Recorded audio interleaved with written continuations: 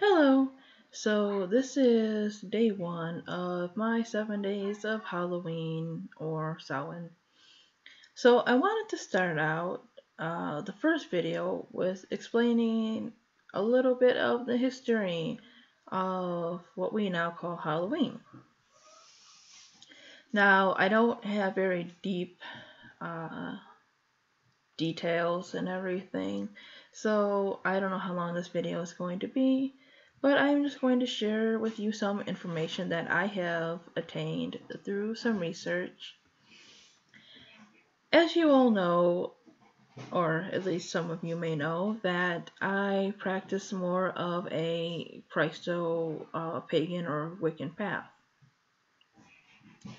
What upsets me is that while the spookiness is fun because I do kind of lean a lot towards some of the aspects of the alternative and gothic subculture. So, I enjoy the spookiness and everything. And, the scary movies and dressing it up, and being scary is all fun and everything. But I feel much like Christmas and a few other holidays, Halloween has become too commercial in a way, and it's become too stereotypical. There's nothing wrong with it. There's nothing wrong with watching horror movies on Halloween and having a movie marathon and playing Halloween music or watching The Nightmare Before Christmas and this and that. There is nothing wrong with any of that. But you can't forget the main purpose of the holiday or forget its history. And because of that, because some people have forgotten, some people mistaken what it's actually about. I've heard references to voodoo, the devil. Let me go on saying that I don't know much about voodoo or voodoo. I think that's how you actually, what the actual word is. Sorry if I got that wrong. But that's definitely another misunderstood thing. Yeah, I've heard a lot of misconceptions, and I'm going to set everything straight here. Halloween, in its original form, has absolutely nothing to do with Satan, the devil, the fallen one, whatever you want to call him. Halloween as we know it now, it's kind of a mix of things, so a good portion of it, from where it originated from and how we know it now, comes from an ancient Celtic festival known as Samhain. Samhain is, from my research, a Gaelic word meaning summer's end, or can roughly be translated to as summer's end. And if you want to know how to spell Samhain, it is Samhain.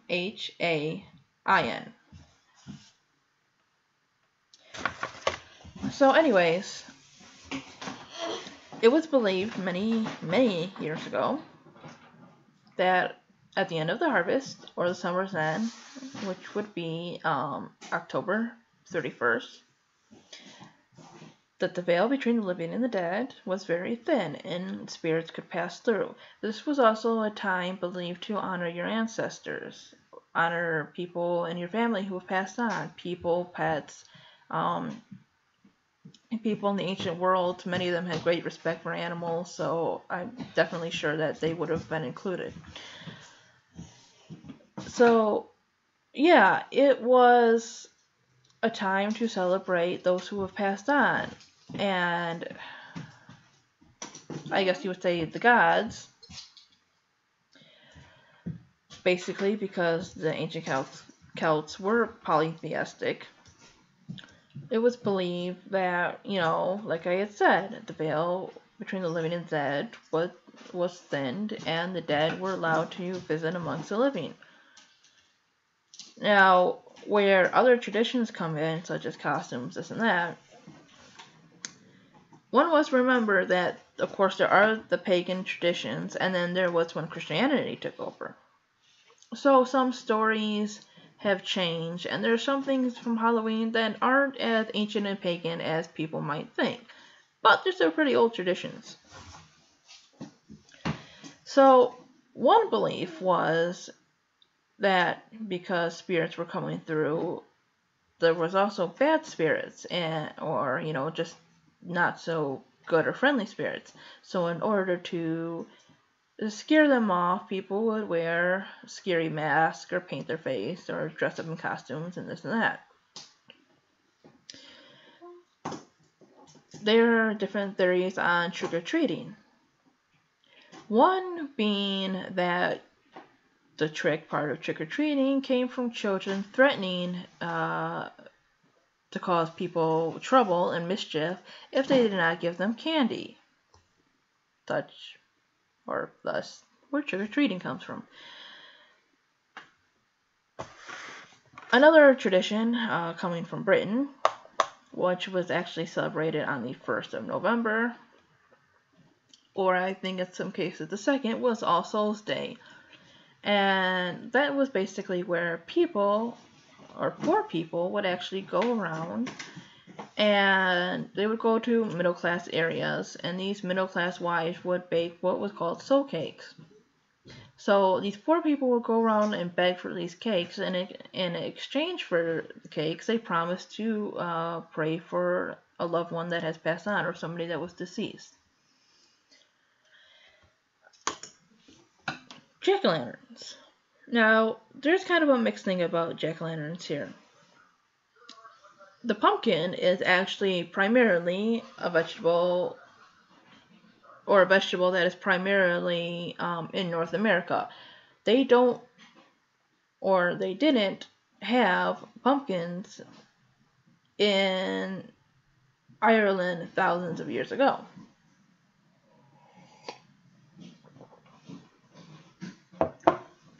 So some people believe that the original jack-o'-lanterns were actually hollowed out turnips.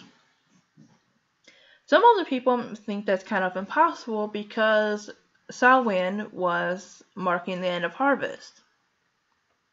And because winter was coming, the Celts would need all the vegetables that they needed, or they would need all the vegetables that they had to survive the winter. So it was kind of unlikely that they would take and hollow out a turnip. However, there is another story which comes more or less during the Christianized times of Britain and Ireland and all that, which was a story about a man named Jack. Jack had tricked the devil into never collecting his soul. However, when Jack died, it was determined that he led too sinful of a life to get into heaven. Now, because he made the devil promise that he couldn't take his soul and he was too sinful to get into heaven, he had no afterlife to go to, so he roamed around. And it was believed that, I believe it was a burning piece of coal or something was thrown at him. He took it in a hollowed out turnip and he carried it around. This burning coal in this turnip. And he became known as Jack of the Lanterns, hence the name Jack-o'-lantern. From my notes, from what I gathered here, the first mention of a jack-o'-lantern was in the novel The Scarlet Letter. But it did not become associated with Halloween until about the time of the Civil War, or during the Civil War.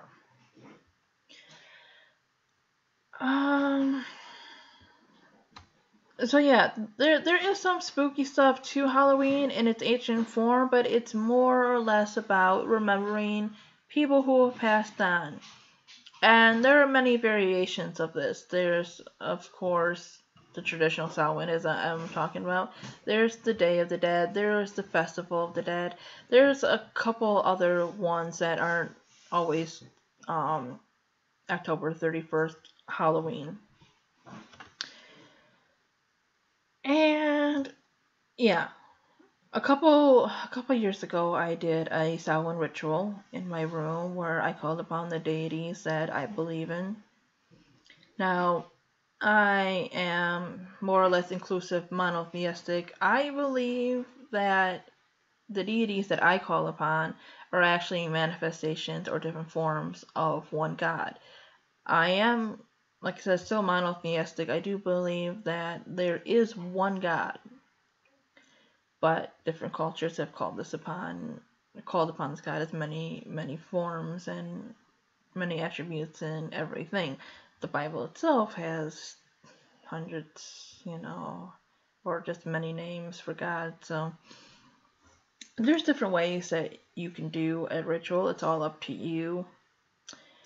I wrote mine in my book of shadows, how it made me comfortable.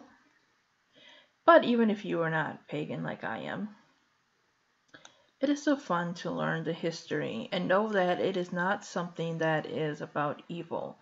It is something quite beautiful in a way. It's remembering, those that you have loved, honoring them, showing that you have not forgotten them. That is what Halloween primarily is to me, and why it is actually an important, even holy holiday, in my opinion. So I know there's so much more to this that I could add, but that's just a little bit of a brief history of Samhain or Summer's End, the ancient Celtic festival or ancient Celtic holiday of remembering those who have passed on. I will be covering other things in my next few videos, some more fun things. I will be doing the history of witches and the things that they have gone through.